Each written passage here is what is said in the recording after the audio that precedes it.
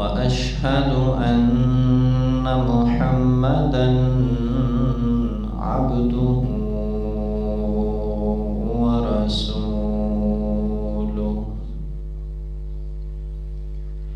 يا أيها الناس اتقوا ربكم الذي خلقكم من نفس واحدة وخلق منها زوجها وبث منهما رجالا كثيرا ونساء واتقوا الله الذي تساءلون به والأرحام إن الله كان عليكم رقيبا.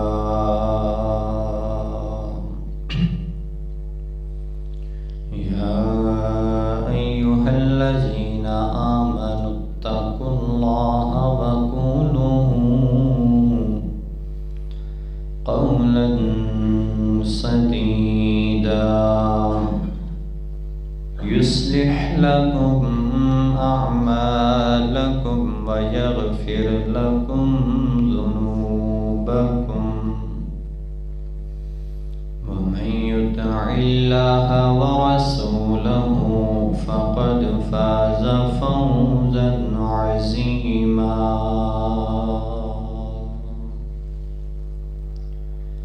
أما بعد فإن أحسن الكلام كلام الله وأحسن الهدي هدي محمد صلى الله عليه وسلم وشر الأمور محدثاتها وكل محدثة بدعة وكل بدعة ضلالة وكل ضلالة في النار.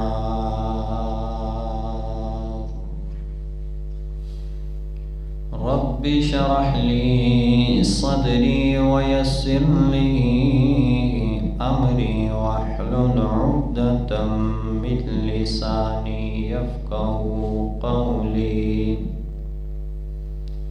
رب زدني علما اللهم رب زدني علما.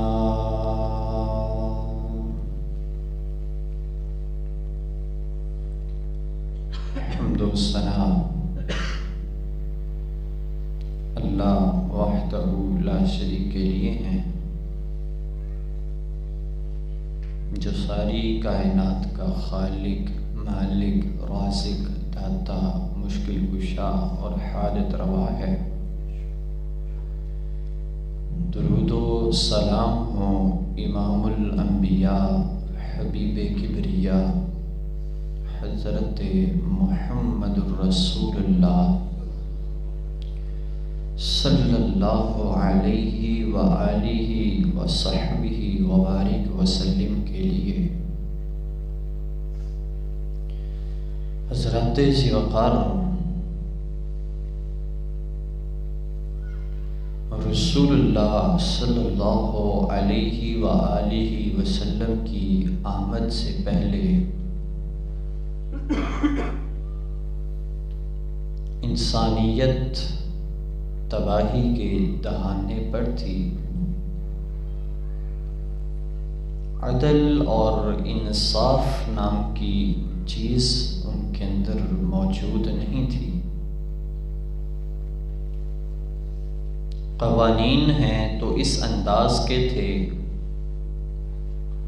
کہ جو طاقتور ہوتا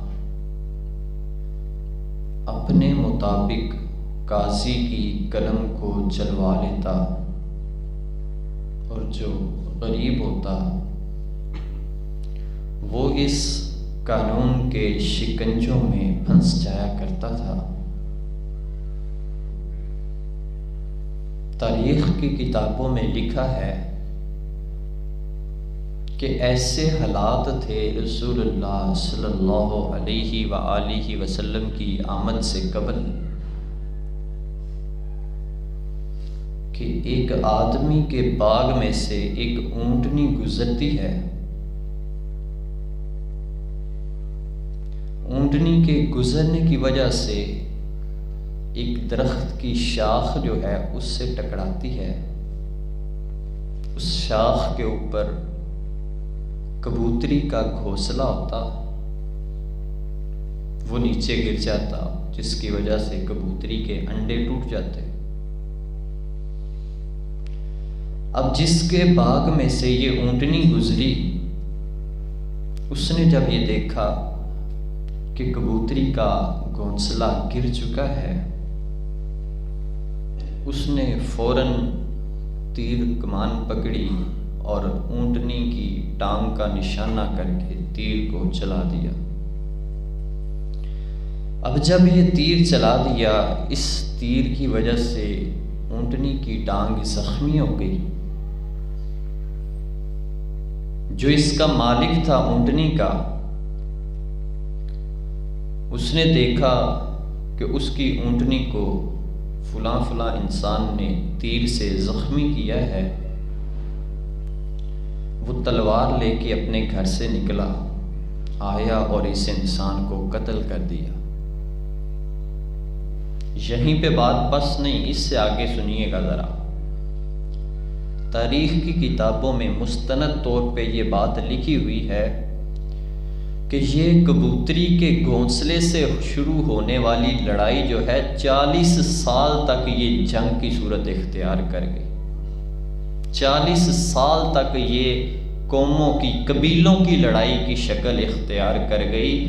وجہ کیا تھی کہ ایک اونٹنی گزری، درخت سے ٹکرائی اور گھونسلے میں سے کبوتری کے انڈے نیچے گر گئے اور انڈے ٹوٹ گئے. جب قانون نام کی چیز ختم ہو جائے معاشرے کے اندر، پھر قتل و غارت، جرائم عام ہو جاتے ہیں.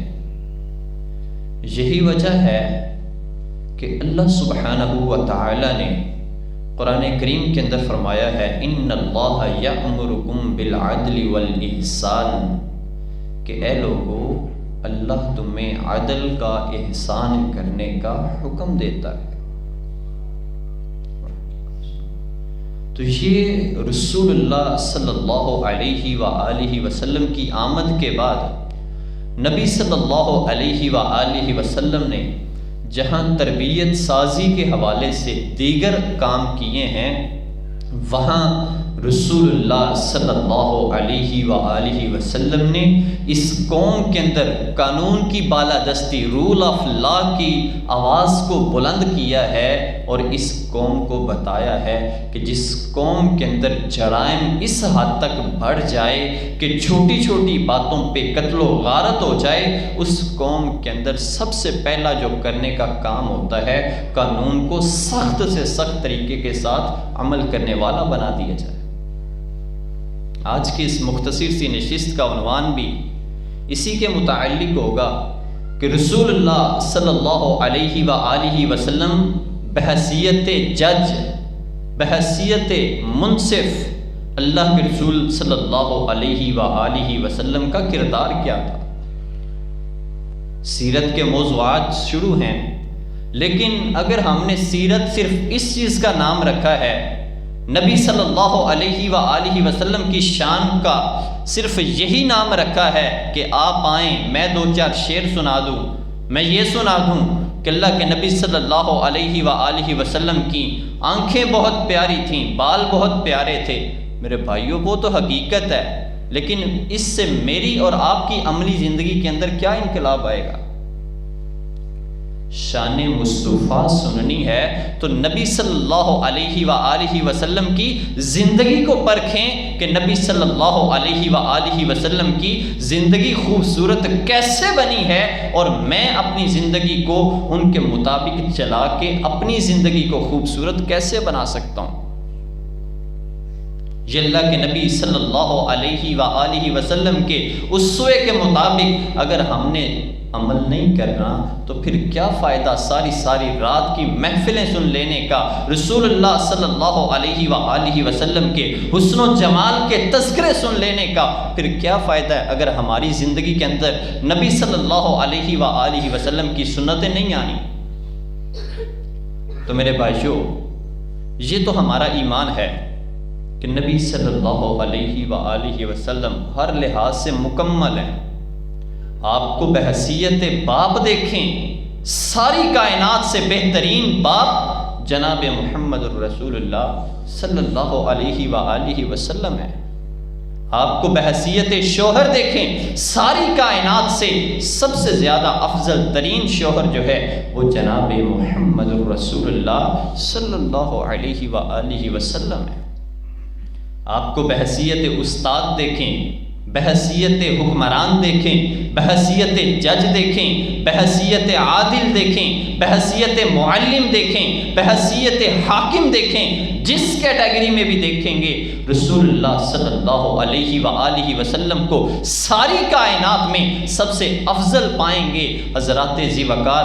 پھر جب ہمارا عقیدہ ہے، ہمارا ایمان ہے کہ رسول اللہ صلی اللہ علیہ وآلہ وسلم ہر لحاظ سے اس ساری کائنات میں سب سے اعلیٰ ہیں، سب سے افضل ہیں، تو پھر ہمارے یہ سارے معاملات رسول اللہ کے مطابق کیوں نہیں ہیں؟ آپ جس بھی منصب پہ ہیں، آپ باپ ہیں نا، تو سوچیں رسول اللہ صلی اللہ علیہ وآلہ وسلم کا بطور باپ کیا رویہ تھا۔ آپ استاد ہیں تو یہ سوچیں، یہ پڑھیں کہ رسول اللہ صلی اللہ علیہ وآلہ وسلم کا بحیثیت استاد کیا رویہ تھا۔ آپ اگر گھر کی زندگی گزار رہے ہیں تو یہ پڑھیں کہ رسول اللہ صلی اللہ علیہ وآلہ وسلم کی گھریلو زندگی کیسی تھی۔ ہر انسان کسی نہ کسی حیثیت پہ لازمی کھڑا ہے، وہ اب اپنے آپ کو پرکھے کہ میں اس حیثیت پہ، جس سٹیج پہ ہوں، جس پوزیشن پہ ہوں، اس پوزیشن پہ میں اللہ کے نبی صلی اللہ علیہ وآلہ وسلم کی زندگی پہ کتنا عمل کر رہا ہوں۔ حضرات ذی وقار، رسول اللہ صلی اللہ علیہ وآلہ بات دور نہ نکل جائے، نبی صلی اللہ علیہ وآلہ وسلم نے ہمیں یہ سکھایا ہے کہ لوگوں جس معاشرے کے اندر امن و امان کی فضا کو قائم کرنا چاہتے ہو، تسلی کے ساتھ عبادات کرنا چاہتے ہو، صوم و صلات رکھنا چاہتے ہو، اس معاشرے میں جہاں زبان کا نرم ہونا لازم ہے، جس معاشرے میں آپ کا آپس میں پیار اور محبت سے رہنا لازم ہے، جس معاشرے میں ہمسائے کے حقوق کا خیال رکھنا لازم ہے، اس معاشرے میں جرائم پیشہ عناصر کے ساتھ کس انداز سے پیش آنا ہے، یہ بھی رسول اللہ صلی اللہ علیہ وآلہ وسلم نے ہمیں سکھایا ہے۔ لیکن ہم نے اس کے اوپر عمل نہیں نہ کیا تو پھر آج ہم اپنی حیثیت دیکھ ہی سکتے ہیں، آج ہم اپنے حالات دیکھ ہی سکتے ہیں۔ ہماری عدالتوں میں انصاف ختم ہو چکا، جس کی وجہ سے نبی صلی اللہ علیہ وآلہ وسلم کی حدیث، بے شمار حدیث اس بات کی دلالت کر رہی ہیں کہ رسول اللہ صلی اللہ علیہ وآلہ وسلم کے فرامین یہ ہیں کہ جس معاشرے کے اندر عدل و انصاف ختم ہو جائے وہ معاشرہ کبھی بھی خوشگوار نہیں رہ سکتا۔ آج وہی قانون ہو چکے ہیں، جو امیر ہے وہ قاضی کی قلم کو اپنے مطابق چلا سکتا ہے، پھنستا تو وہ ہے کہ جس کے پاس عدالتوں میں دینے کے لیے پیسے نہیں ہیں، پھنستا تو وہ ہے جس کے پاس عدالتوں کی فیسیں پوری کرنے کے لیے رقم نہیں ہے۔ کیس لاگو ہوتے ہیں ان لوگوں پہ۔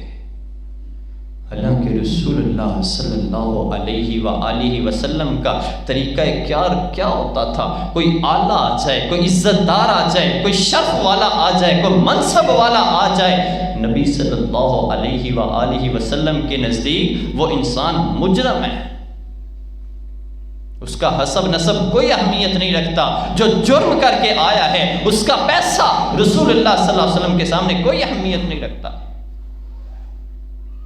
بنو مخزوم قبیلے کی عورت کا واقعہ معروف ہے، نبی صلی اللہ علیہ وآلہ وسلم کے پاس کیس لایا جاتا ہے، اللہ کے رسول یہ خاتون ہے، اس کا قصور بعض روایات میں آتا ہے کہ یہ پتہ کیا کرتی تھی، لوگوں سے نا زیورات ادھار لیتی، بعد میں مکر جاتی، میں نے تو لیا ہی نہیں، مجھے تو پتہ ہی نہیں، یہ اس کا انداز ہوتا۔ رسول اللہ صلی اللہ علیہ وآلہ وسلم کے پاس اس کی شکایت کی گئی ہے، بنو مخزوم قبیلہ ہے، اور یہ قبیلہ رسول اللہ صلی اللہ علیہ وآلہ وسلم کے ساتھ بڑی وفائیں کرنے والا قبیلہ تھا۔ یہ کیس آیا رسول اللہ صلی اللہ علیہ وآلہ وسلم کے پاس، لوگوں نے چھڑوانا چاہا۔ چھڑوانے کے دو ہی طریقے ہوتے ہیں نا، یا تو یہ ہے کہ کسی کو پیسہ دے کے چھڑوا لیں یا سفارش کر کے چھڑوا لیں۔ لوگوں نے دیکھا کہ یہ محمد الرسول اللہ صلی اللہ علیہ وسلم پیسے لینے والے تو نہیں ہیں، ایسا کرتے ہیں کہ آپ کا جو محبوب ترین صحابی ہے نا، ان کو آپ کے پاس سفارش کے لیے بھیجتے ہیں۔ اللہ کے رسول صلی اللہ علیہ وآلہ وسلم تشریف فرما ہیں، یہ کیس آیا ہے، ساتھ ہی اس قبیلے کے لوگوں نے سفارش کے طور پہ حضرت اسامہ بن زید رضی اللہ تعالی عنہ کو تیار کر کے سمجھا کے اللہ کے نبی صلی اللہ علیہ وآلہ وسلم کی بارگاہ کی طرف روانہ کیا ہے۔ اور پتہ ہی اسامہ بن زید کون ہے؟ ان کے والد حضرت زید رضی اللہ تعالی عنہ، ان کو نبی صلی اللہ علیہ وآلہ وسلم اپنا منہ بولا بیٹا کہا کرتے تھے، اتنی محبت کرتے۔ لوگوں نے جب دیکھا نا حضرت اسامہ بن زید سے پیار رسول اللہ صلی اللہ علیہ وآلہ وسلم کو بہت ہے، انہوں نے حضرت اسامہ کو بھیجا، کہا جاؤ جا کر کے اللہ کے نبی صلی اللہ علیہ وآلہ وسلم کے آگے سفارش کرنا، یہ خاتون ہے، اس کا جرم تو یہ ہے، لیکن اس کا حسب نسب جو ہے، اس کا قبیلہ جو ہے بنو مخزوم قبیلہ جو ہے، اس کو اگر سزا مل گئی نا تو ہم سارے شرمندہ ہو جائیں گے، چھوڑ دیں اس کو، آئندہ نہیں کرے گی۔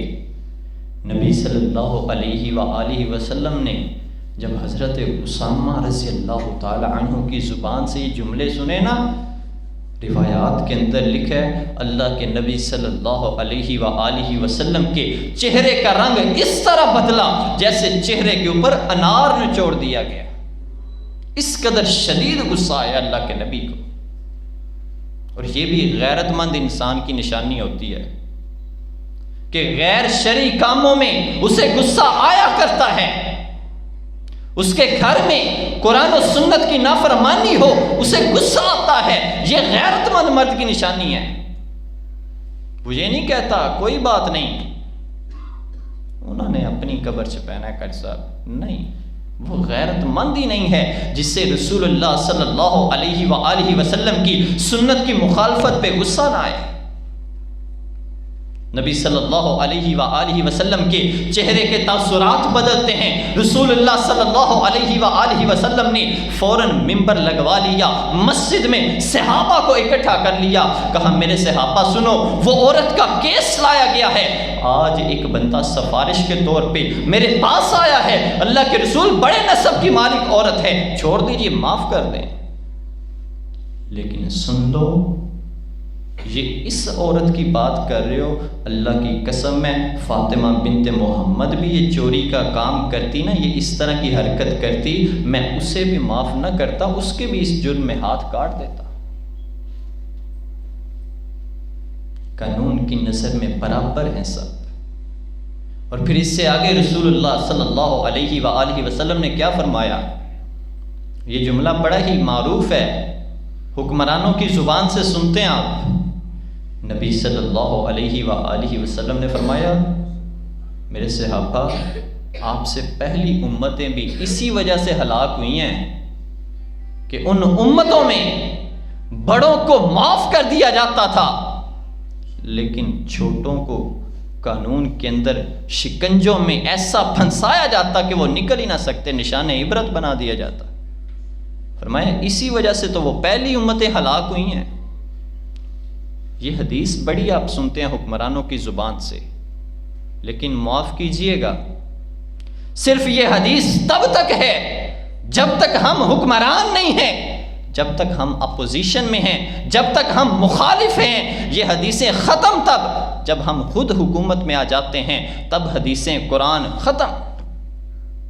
ہمیں یہ آیت بڑی یاد آتی ہے جب الیکشنز نزدیک ہوتے ہیں، نصر من اللہ و فتح قریب، لیکن جوں ہی الیکشنز مکمل ہوتے ہیں نہ قرآن کی کوئی پرواہ نہ حدیث کی کوئی پرواہ۔ یہ مسلمانوں کا شیوہ نہیں ہے۔ مسلمانوں کا امتیاز کیا ہے؟ ادخلوا فی السلم کافہ۔ یہ ایک حدیث جو اپنے مطلب کی ہے یہ لے نہیں لیتے، یہ ایک آیت جو اپنے مطلب کی ہے اسی کو لے کے نہیں بیٹھے رہتے۔ ادخلوا فی السلم کافہ، اسلام پورے کا پورا اپنی زندگی پہ نافذ کرتے ہیں۔ یہ مسلمان کی زندگی ہے۔ افتؤمنون ببعض الکتاب وتکفرون ببعض، یہ طریقہ تو یہودیوں کا طریقہ ہے، عیسائیوں کا طریقہ ہے، مسلمانوں کا طریقہ نہیں ہے کہ قرآن کے بعض حصے کو، حدیث کے بعض حصے کو لے لیا، بعض کو چھوڑ دیا، جو اپنے حق میں ہے، جو اپنی دلالت میں ہے اس کو پکڑ لیا، سنانا شروع کر دیا، دن رات اس کی تسبیح شروع کر دی، اور جو اپنے مخالف ہے نا بس وہ جلدی سے صفات تھلن والی گل۔ حالانکہ اللہ کے نبی صلی اللہ علیہ وآلہ وسلم کی تعلیمات یہ ہیں کہ جہاں قرآن کی یہ آیات ہیں نصر من اللہ وفتح قریب، وہاں یہ بھی آیات ہیں وَمَن يُشَاكِكِ الرَّسُولَ مِن بَعْدِ مَا تَبَيَّنَ لَهُ الْهُدَى وَيَتَّبِعْ غَيْرَ سَبِيلِ الْمُؤْمِنِينَ نُوَلِّهِ مَا تَوَلَّى وَنُصْلِهِ جَهَنَّمَ وَسَاءَتْ مَصِيرًا۔ وہاں یہ آیت بھی ہے وَمَا كَانَ لِمُؤْمِنٍ وَلَا مُؤْمِنَةٍ إِذَا قَضَى اللَّهُ وَرَسُولُهُ أَمْرًا أَن يَكُونَ لَهُمُ الْخِيَرَةُ مِنْ أَمْرِهِمْ وَمَن يَعْصِ اللَّهَ وَرَسُولَهُ فَقَدْ ضَلَّ ضَلَالًا مُبِينًا۔ جو اللہ رب العزت کا، اللہ کے رسول کا فیصلہ آ جانے کے بعد اپنی منمانی کرتا ہے، اپنی مرضی کرتا ہے، یہ لوگ کائنات کے سب سے ذلیل ترین لوگ ہیں۔ کس کس کام میں ہم اپنی مرضی کر رہے ہیں؟ ہم نے اللہ کے فیصلوں کو کب اپنایا ہے؟ ہم نے رسول اللہ صلی اللہ علیہ وآلہ وسلم کی سیرت کو کس میدان میں اپنایا ہے؟ اللہ کے نبی صلی اللہ علیہ وآلہ وسلم، بات دور نہ نکل جائے، اللہ کے نبی صلی اللہ علیہ وآلہ وسلم کا بطور منصف کردار کیا ہوا کرتا تھا؟ نبی صلی اللہ علیہ وآلہ وسلم کے پاس ایک کیس لایا جاتا ہے، اللہ کے رسول فلاں فلاں علاقے کی ایک لڑکی ہے، بازار میں نکلی ہوئی تھی، زیورات سے مزین تھی، ایک ڈاکو آیا ہے، اس نے زور سے پتھر مارا ہے، یہ لڑکی آخری سانسوں میں ہے، اس کا سارا مال لے گیا ہے اور یہ اب آخری سانسیں لے رہی ہیں۔ اللہ کے رسول صلی اللہ علیہ وآلہ وسلم فوراً جاتے ہیں، اس خاتون کے پاس جا کر کے پوچھتے ہیں، یہ فلاں فلاں کوئی نام لیتے ہیں کسی یہودی کا، فرماتے ہیں کیا تمہیں اس نے مارا ہے؟ وہ لڑکی نفی میں سر ہلاتی ہے، نہیں۔ نبی صلی اللہ علیہ وآلہ وسلم دوسری دفعہ کسی اور کا نام لیتے ہیں، کہتے ہیں کیا تمہیں اس نے مارا ہے؟ وہ لڑکی کہتی ہے نہیں، آخری سانسوں میں ہے، قریب المرگ ہے۔ نبی صلی اللہ علیہ وآلہ وسلم نے تیسرے انسان کا نام لیا، یہ عورت فٹافٹ اس بات میں ہاں میں سر ہلاتی ہے۔ اللہ کے نبی صلی اللہ علیہ وآلہ وسلم نے صحابہ کا دستہ روانہ کیا، کہا میرے صحابہ جاؤ جا کے جلدی سے اسے پکڑ کے لاؤ۔ پکڑ کے لے کر کے آیا گیا، اللہ کے نبی صلی اللہ علیہ وآلہ وسلم کی بارگاہ میں پیش کیا گیا۔ نبی صلی اللہ علیہ وآلہ وسلم نے اس کو کھڑا کر کے جس طرح اس پتھر مار کے لڑکی کو قتل کیا تھا، رسول اللہ صلی اللہ علیہ وآلہ وسلم نے اسی طرح پتھر پکڑا، اس کے سر میں مار کے اس کو بھی قتل کر کے نظام انصاف قائم کر دیا، لوگوں کو بتایا کہ لوگوں قانون نافذ کرنا ہے تو اس انداز سے کرنا ہے کہ جیسے قتل کیا جائے گا اسی انداز سے اس کا بدلہ لیا جائے گا، معاشرے میں امن آ جائے گا۔ 10 سال کیس نہیں چلایا نبی صلی اللہ علیہ وسلم نے، 574 فیصلے نبی صلی اللہ علیہ وسلم نے اپنی ساری زندگی کے اندر کیے ہیں۔ 10 سال ایک بھی کیس نہیں چلایا۔ 10 سال تو بڑی دور کی بات ہے، آپ احادیث کا مطالعہ کریں، 1 مہینہ بھی کوئی کیس نہیں لٹکایا۔ نبی صلی اللہ علیہ وآلہ وسلم کا نظام انصاف اس قدر تیز ترین ہوتا تھا۔ حضرت ابو بکر رضی اللہ تعالی عنہ گزرے ہیں، ایک یہودی عالم نا، جب یہ آیت نازل ہوئی نا وَمَن يُقْرِضُ اللَّهَ قَرْضًا حَسَنًا، تو یہودی عالم نا اپنے لوگوں کو تبلیغ کر رہا ہے اور ساتھ اسلام کا مذاق اڑا رہا ہے، کہتا ہے مسلمانوں کا رب فقیر ہو گیا ہے معاذ اللہ۔ وہ کہہ رہا ہے کون ہے جو اللہ کو قرضہ دے گا؟ حضرت ابو بکر نے جب یہ بات سنی نا، فوراً اس یہودی عالم کے منہ پہ تھپڑ مارا۔ یہ یہودی عالم آیا اللہ کے نبی صلی اللہ علیہ وآلہ وسلم کے پاس، آ کر کے کہتا ہے اللہ کے رسول صلی اللہ علیہ وآلہ وسلم بڑا انصاف کی باتیں کرتے ہیں، آپ کا جو جانشین ہے نا اس نے مجھے تھپڑ مارا ہے، مجھے انصاف لے کے دیں۔ نبی صلی اللہ علیہ وآلہ وسلم نے یہ نہیں کہا یہ صدیق ہے، میرا دوست ہے، میرا سسر ہے، وہ ایسی حرکت نہیں کر سکتا، تم نے پہلے کچھ کہا ہوگا، کچھ کیا ہوگا۔ نہیں، میرے نبی نے فوراً صدیق اکبر کو بلانے کے لیے پیغام بھیجا ہے۔ بلایا گیا صدیق کو، کہا ہے ابو بکر اس آدمی نے تمہارے خلاف استغاثہ کیا ہے، درخواست دی ہے کہ مجھے ابو بکر نے تھپڑ مارا ہے۔ کہا اللہ کے رسول جی ہاں میں نے تھپڑ مارا ہے، یہ بندہ جو ہے نا لوگوں کے اندر اسلام کا مذاق اڑا رہا تھا، یہ جو آیت ہے نا اس آیت کی تشریح میں یہ بندہ کہہ رہا تھا معاذ اللہ مسلمانوں کا رب جو ہے وہ فقیر ہو گیا، مسلمانوں سے چندہ مانگ رہا ہے۔ نبی صلی اللہ علیہ وآلہ وسلم نے کیا ہونا چاہیے تھا؟ آج ہم ہوتے کیا کردار ہوتا؟ ٹھیک ہے چلو جاؤ، تم نے ایسی بات کیوں کی ہے؟ نبی صلی اللہ علیہ وآلہ وسلم نے فرمایا صدیق اگر بھی تو سچ بول رہا ہے پھر بھی تجھے گواہ پیش کرنے پڑیں گے، اگر تو گواہ نہیں نہ پیش کرے گا یہ یہودی تیرے منہ پہ اسی طرح تھپڑ مارے گا جیسے تو نے اس کو مارا ہے۔ صدیق کھڑے ہیں، اللہ کے رسول اس موقع پہ میرے ساتھ تو کوئی نہیں تھا، گواہ میرے پاس تو کوئی نہیں ہے۔ کہا پھر تیار ہو جاؤ اس یہودی کا تھپڑ کھانے کے لیے۔ یہ تھپڑ مارنے کے لیے آگے بڑھتا ہے، اچانک جبریل امین آتے ہیں، آسمان کا رب رسول اللہ صلی اللہ علیہ وآلہ وسلم کو وحی کے ذریعے پیغام بھیجتے ہیں لقد سمع اللہ قول الذین قالوا ان اللہ فقیر ونحن اغنیاء۔ آسمان کے رب نے دنیا پہ کوئی صدیق کا گواہ بنے یا نہ بنے، صدیق کے خلاف پراپوگنڈا میں آسمان کا رب برداشت نہیں کر سکتا، دنیا پہ گواہی ملے یا نہ ملے میں آسمان کا رب گواہی دیتا ہوں، میں نے ان کی بات کو سنا ہے۔ ان ظالموں نے کہا تھا آسمان کا رب فقیر ہو گیا ہے اور ہم غنی ہیں۔ یہاں رک کے ایک بات سمجھانی چاہتا ہوں، صدیق عام ہستی نہیں ہے جن کا دفاع ہم کرتے ہیں یا اللہ نے جن کا دفاع ہمارے ذمہ لگایا ہے۔ صدیق وہ ہستی ہیں کہ جن کی عزت کا دفاع، جن کی حرمت کا دفاع، جن کی ناموس کا دفاع آسمان کے رب نے خود کیا ہے۔ ہم اگر صدیق کی عزت کرتے ہیں نا، صدیق اکبر ہماری کی گئی عزت کا محتاج نہیں ہے، ان کی عزت تو آسمان کا رب کرتا ہے، ہم صرف اپنا نام صدیقی لوگوں میں شامل کروانا چاہتے ہیں۔ بڑے شرف کی بات ہوتی ہے جو ان لوگوں کے دفاع میں نکلتے ہیں، وگرنہ زبانیں کالی ہو رہی ہیں، قلم کالے ہو رہے ہیں، ورقے کالے ہو رہے ہیں، دن رات صدیق کے بارے میں بغض کو بیان کیا جا رہا ہے۔ یہ کوئی عام شخصیت نہیں ہے۔ نبی صلی اللہ علیہ وآلہ وسلم، یہاں رک کے ایک بات 1 منٹ کے لیے کہہ دیتا ہوں حضرات، رسول اللہ صلی اللہ علیہ وآلہ وسلم جائیے، قیامت تک کے لیے چیلنج ہے، ساری زندگی میں رسول اللہ صلی اللہ علیہ وآلہ وسلم کی زندگی میں ایک دن بھی، ایک سفر بھی، ایک ایسی گھڑی بھی کوئی انسان نہیں دکھا سکتا کہ جب اللہ کے رسول گھر سے باہر نکلے ہوں صدیق اکبر ان کے ساتھ نہ ہوں۔